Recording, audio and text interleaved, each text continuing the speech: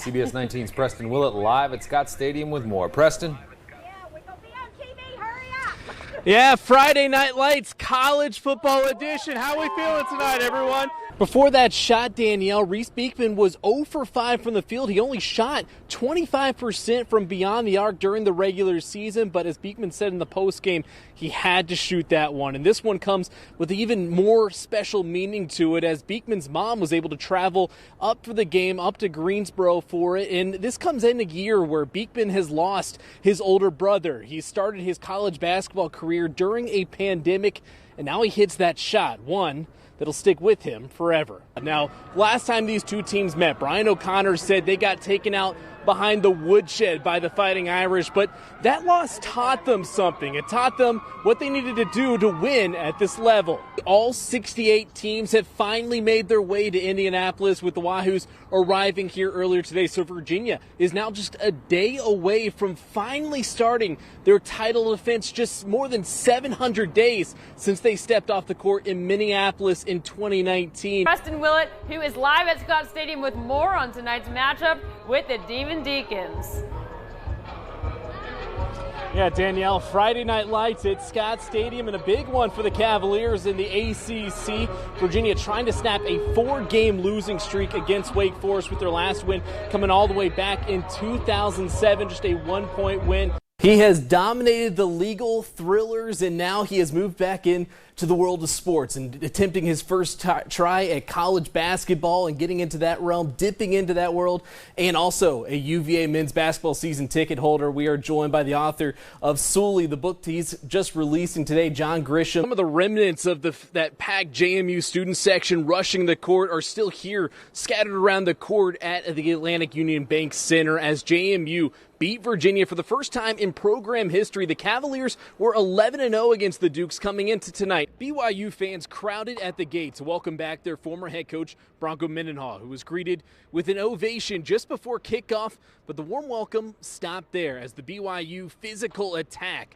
put up more than 700 yards of total offense and 66 points, the most given up by Cavalier defense since 1977. From complete jubilation yesterday after the buzzer beater to out of the ACC tournament, the ACC announcing this morning that the Georgia Tech-Virginia game was canceled after a positive COVID-19 test within the Virginia program. Virginia has punched their ticket to Omaha the only way that these Cavaliers could. More big game performances in elimination games. This time, a Kyle Teal grand slam secures the Cavaliers' ticket to the College World Series. One of the stories that people are going to talk about from this run is your hand, and more importantly, you had a couple injuries on it. You had some bloody games. We've talked about those before. Your parents were Red Sox fans, so they kind of compared it to the Kurt Schilling bloody sock game. Tony Bennett said a week ago he sat there looking at those seniors, just hoping and wishing they would get the chance to come here to Indianapolis. Well, they got the chance, and maybe one of the most unusual seasons we'll ever see. Last time Virginia beat Wake Forest was 2007. That game, both teams combined for just 33 points in a 1-point victory for Virginia. Probably going to get a lot more points here tonight. 68.5 is the over-under right now. Guys, what do y'all think? Who do we have tonight? UVA, Wake Forest? Virginia! Yeah! Go-hoo! All right. Pretty resounding result there. The real question for this Saturday's 11 a.m. kickoff, pancakes or waffles, Bennett? Which side do you lean? I think I'll go pancakes. Pancakes? I love it. All right, that's Bennett Conlon from the Daily Progress. Logan Michaels joked with his teammates all season long that he would hit his first home run of the year here in Omaha. Not only did Logan follow through on that, his first homer came in the College World Series in a win on Father's Day in front of his dad, Jeff. Now, Jeff had only been to about 15 games of Logan's career here at Virginia due to his battle with pancreatic cancer. Not only did Jeff leave here today with a win, but he also left with Logan's home run ball. But Jeff will tell you that wasn't the best Father's Day gift. We're all here together as a family, and it's hard to get all your family together when they're in college. And this moment brought us all to here to this day. So having my son Brady, my daughter Ellie, my son Logan, and my wife here, it's like that is the greatest Father's Day I could ever have. When I hit that, I instantly, when it went over the fence, I started thinking about my dad and how it's like, one of the most special moments we could share together.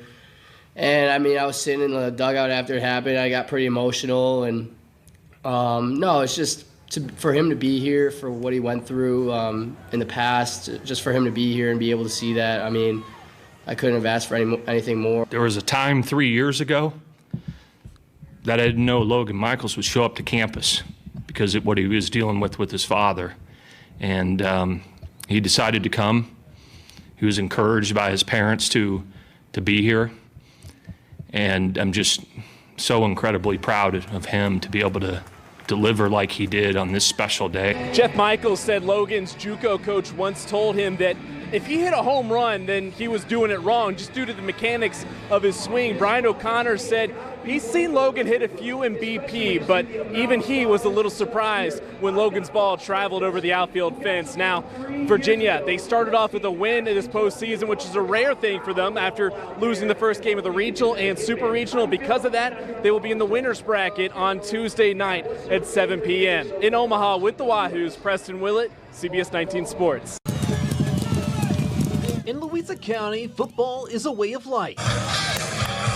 For Troy Fisher, Fridays in the jungle have been his entire life. I've been around this since I was born. It's something everyone here dreams of, and being able to live it, it's a blessing. The Lions have remained a constant in Troy's life, even though some things have changed since he was born, like the name of the field. Catch yourself looking up there sometimes during games? Oh yeah, all the time, all the time. I look up and it just brings back memories. Mark Fisher was the head coach at Louisa County for 12 seasons, winning 96 games, 5 Jefferson District championships, and making 2 state title game appearances. Troy was born just a year after his father started at his dream job. It's no secret what my last name is. Louisa football is what the Fisher family is. Will Patrick joined Fisher's coaching staff 14 years ago. At the time, he gained a mentor and a little brother. Oh yeah, just a little kid running around the field, man, practice, tackling dummies. Now I met him as a young little boy, but I've gotten the privilege to see him grow into a young man and leave a mark. When Mark Fisher passed away 2 years ago after a 7-year battle with cancer, Troy turned to the people who watched him grow up. This team is my second family. It's like I've spent just as much time with them as I've spent with my actual family. As a senior, Troy Fisher has become a team captain, Louisa's tough-nosed sniffer back, and an emotional leader for a team and a family. She definitely shed some tears. You know, everything that we've gone through, it's only made us stronger. The role that he plays, not only on the field but off the field too. I mean, it means the world to me, to his teammates, and to this whole program.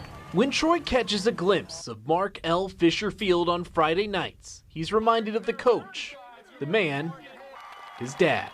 Oh, 24/7. He never leaves my mind. You know, my main goal is to be half the man that he was. As long as I can do that for these boys the way he did for me, then I win. Skateboarding is a buzz here, you know, from just YouTube videos to the network TV, big production stuff, and so there's definitely a buzz with skateboarding right now. First time ever, skateboarding has taken center stage at the Olympics, but the sport has been part of the Charlottesville landscape for more than 3 decades. Skateboarding has been growing and growing and growing, and it's great for it to finally be accepted in the Olympics. The X Games have kind of built up into that. Seeing it in the Olympics, you know, it just gives it some validation that it's not just a hobby. What the Olympics has provided the sport is a change in perception, encouraging younger kids to grab a board. We were actually watching some of it the other day because there was some young kids on it, and so I was showing Autumn kind of what those kids are doing in the Olympics, and it was just amazing to see little tiny human beings on those skateboards just shredding it up. It makes me want to go on my skateboard, ask my mom to drive me to the skate camp so I can get better. Luckily for skateboarders, there are few places better on the East Coast for the sport than Charlottesville Skate Park since it opened 2 years ago. Tony Hawk Foundation folks just drool over our skate park. They see skate parks all day long, but our setting and the aesthetics of this skate park are really special. You drive by the 250 and everybody's, you're on display and everybody's seeing it.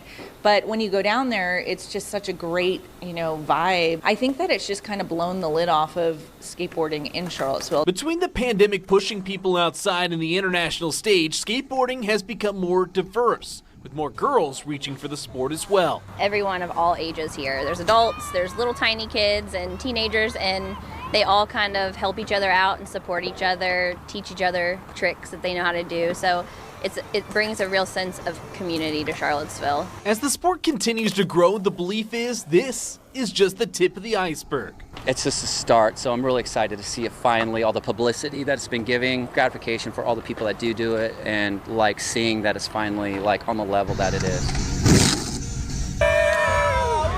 Call him what you will, Mr. Football, trick bag, but Virginia's Keaton Thompson has done it all since he was a high school phenom out of New Orleans. It goes back to high school, just from making some crazy plays and, faking dudes out and not giving up on plays. He can do anything, and he knows he can do anything in a humble way.